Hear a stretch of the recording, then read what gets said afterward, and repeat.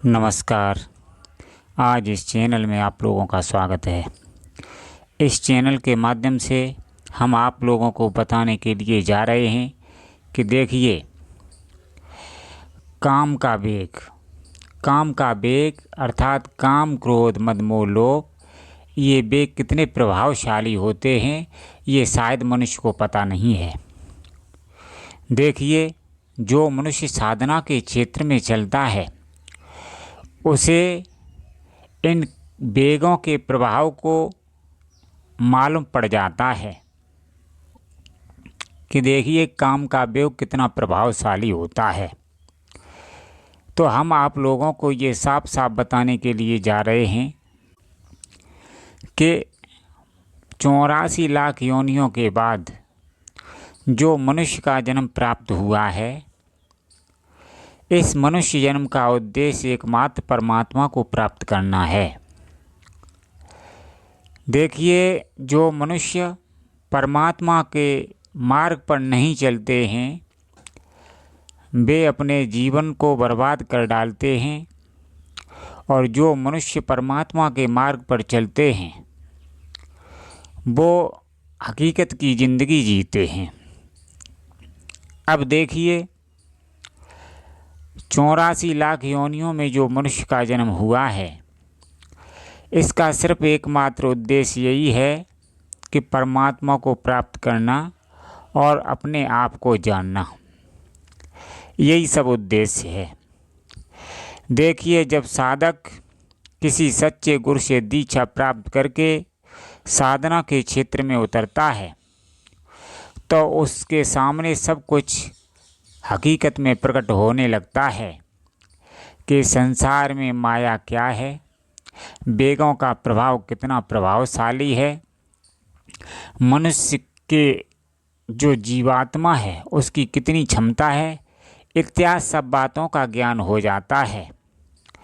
ऐसा मनुष्य दूसरे के अंतःकरण को भी पढ़ लेता है, दूसरे के मनोभाव को भी जान लेता है। तो मतलब ऐसा मनुष्य संसार का ज्ञाता हो जाता है। तो देखिए, ये जो काम का वेग इतना प्रभावशाली होता है, ये जो मनुष्य अध्यात्म से नहीं जुड़ते हैं और जो स्वयं अपनी बुद्धिमानी का अभिमान करते हैं, उनके ऊपर ये भयंकरता का रूप दिखाता है। देखिए, जब मनुष्य के अंदर काम का वेग प्रकट होता है तो मनुष्य की गति उसी प्रकार हो जाती है जैसे एक तूफान के आने पर छोटा बच्चा उसमें हवा के साथ उड़ा चला जाता है। वैसे ही मनुष्य के अंदर जब ये काम का वेग प्रकट होता है तो ये काम का वेग उस मनुष्य की इज्जत मान सम्मान को मिट्टी में मिला कर के रख देता है। इसलिए कृपया करके वास्तव में अपना सम्मान हमेशा बनाए रखना चाहते हो तो मनुष्य को अध्यात्म से जुड़ना पड़ता है। जो मनुष्य अध्यात्म से जुड़ जाता है उसका सम्मान इज्जत बरकरार जीवन पर्यंत बना रहता है। देखिए, आज के समय में मनुष्य की मनोदशा बहुत खराब हो चुकी है। जैसे आज के समय में जो मुख्य धर्म को चलाने वाले हैं, वास्तव में वे यदि यथार्थ मार्ग पर चलते हैं तो नीचे की जनता भी यथार्थ मार्ग पर चलती है। यदि वे धर्म के मार्ग से विमुख हो जाते हैं तो जनता भी विमुख हो जाती है। इसलिए मैं आप लोगों से देखिए साफ साफ कहना चाहता हूँ, मनुष्य मात्र का उद्देश्य है परमात्मा को प्राप्त करना। जो इंसान परमात्मा को प्राप्त करने का प्रयास नहीं करता है उसका जीवन बर्बाद हो जाता है। अब आज देखिए संसार में प्रत्येक मनुष्य गुमराह है। गुमराह होने का मतलब ये है कि सत्य से परिचित नहीं है, जबकि हमारे संत भगवानों ने, समस्त वेद शास्त्र पुराण ग्रंथों ने ये स्पष्ट कहा है कि संसार में जितने भी मनुष्य स्त्री पुरुष हैं सबके अंदर परमात्मा विराजमान है। लेकिन अब परमात्मा दिखाई कैसे दे, प्रकट कैसे हो और स्वयं को दर्शन कैसे प्राप्त हो, उसकी देखिए एक युक्ति होती है, एक साधना का मार्ग होता है। वो साधना का मार्ग कोई ज़्यादातर मनुष्य नहीं सिखा सकते हैं। उसे सिखाने के लिए एकाध ही बिरला महापुरुष होते हैं जो साधना का मार्ग सिखाते हैं। जैसे हमारे कबीरदास महाराज हुए, तुलसीदास महाराज हुए, बड़े बड़े संत हुए जिन्होंने सत्य का मार्ग दर्शाया। तो देखिए जब मनुष्य को सत्य का मार्ग प्राप्त हो जाता है, सच्चे गुरु की प्राप्त हो जाती है, तो ऐसा मनुष्य साधना के क्षेत्र में जब उतरता है तो वो स्पष्ट उसे सारा संसार का ज्ञान हो जाता है, उसे शरीर का ज्ञान हो जाता है और धीरे धीरे वो साधना के मार्ग में आगे बढ़ने लगता है। अब देखिए प्रत्येक मनुष्य के लिए समय बहुत कम होता है और यदि हम अध्ययन करते रहें तो हमारी सारी उम्र अध्ययन में ही निकल जाएगी। इसलिए संसार में सार ये कहता है कि मनुष्य को महत्वपूर्ण वस्तु को पकड़ना चाहिए। अब सार वस्तु क्या है? देखिए सार वस्तु ये है कि संसार में जो मनुष्य रह रहा है उसके अंदर परमात्मा विराजमान है। अब वो प्राप्त कैसे करे परमात्मा को?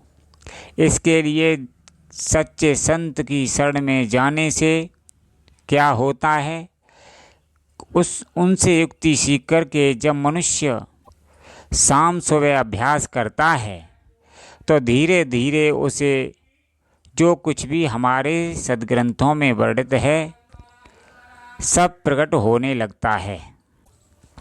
अब मनुष्य यदि सोचे सारे जीवन पर्यंत अध्ययन करता रहूं, मनुष्य ये सोचता रहे कि मैं अध्ययन करके परमात्मा को प्राप्त कर लूँगा, ये हरगिज़ संभव नहीं है।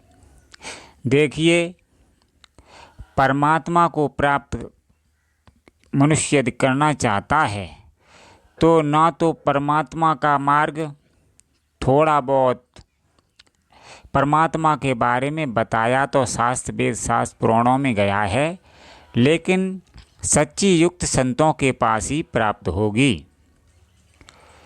क्योंकि यदि मनुष्य सोचता है कि हम वेदों का अध्ययन करके परमात्मा को प्राप्त कर लेंगे तो ये बिल्कुल गलत है। देखिए परमात्मा मनुष्य के अंदर है और परमात्मा को प्राप्त करने की युक्ति संतों के पास है। जब सच्ची युक्ति मनुष्य को प्राप्त हो जाती है और जब साधना के क्षेत्र में चलने लगता है तो धीरे धीरे उसे परमात्मा का मार्ग मिलता चला जाता है और अंत में वो परमात्मा को प्राप्त कर जाता है। देखिए जब साधक परमात्मा को प्राप्त करने के लिए चलता है तो इसमें क्या होता है कि उस साधक के जीवन में अद्भुत परिवर्तन होता है। जैसे उसके जीवन में स्वभाव में बदलाव हो जाता है, उसकी आर्थिक स्थिति में परिवर्तन हो जाता है, लोग उसका सम्मान करने लगते हैं, उसकी इज्जत बढ़ जाती है, वह संपूर्ण तरीकों से सदा प्रसन्न हो जाता है। तो मतलब कहने का तात्पर्य है जब जब साधक परमात्मा के मार्ग की तरफ बढ़ता है तो उसे सारी समस्याओं का हल प्राप्त हो जाता है और वह निर्भय अवस्था को प्राप्त होने लगता है, अंत में हो ही जाता है। तो मतलब कहने का तात्पर्य है यदि कितना भी बड़ा कोई पैसे वाला हो जाए, कितना भी ऊंचे पद को प्राप्त कर ले, विश्व को अपनी संपत्ति के द्वारा खरीद ले, चाहे कुछ भी कर ले, यदि वो अध्यात्म के मार्ग से नहीं जुड़ता है तो निश्चित मानो उसका जीवन पतन के मार्ग पर चला जाएगा और मृत्यु के उपरांत 84 लाख योनियों में निश्चित रूप से भटकेगा। जो मनुष्य सच्चे संत से जुड़ करके सच्ची युक्ति को सीखेगा और थोड़ा भी भजन करता रहेगा तो निश्चित रूप से उसे मनुष्य का जन्म प्राप्त हो जाएगा, और यह ज़्यादा से ज़्यादा भजन किया तो वो परमात्मा को प्राप्त हो जाएगा। यदि मनुष्य अध्यात्म से नहीं जुड़ता है और भक्ति नहीं करता है तो निश्चित मानो कि वो 84 लाख योनियों में ही जाएगा, उसे परमात्मा की प्राप्त कदापि नहीं होगी, उसका जीवन कलेश युक्त ही बीतेगा। देखिए, एक चटकनी को दबाने से जिस प्रकार बल्ब मिलता है, बल्ब प्रकाश देता है, और उस चटकनी को ऑन न किया जाए अर्थात चालू न किया जाए तो प्रकाश उत्पन्न नहीं हो सकता है। इसी प्रकार यदि साधक अध्यात्म के क्षेत्र में नहीं गुजरेगा अर्थात भक्ति नहीं करेगा, चाहे वो कुछ भी कर ले, उसे अपने जीवन में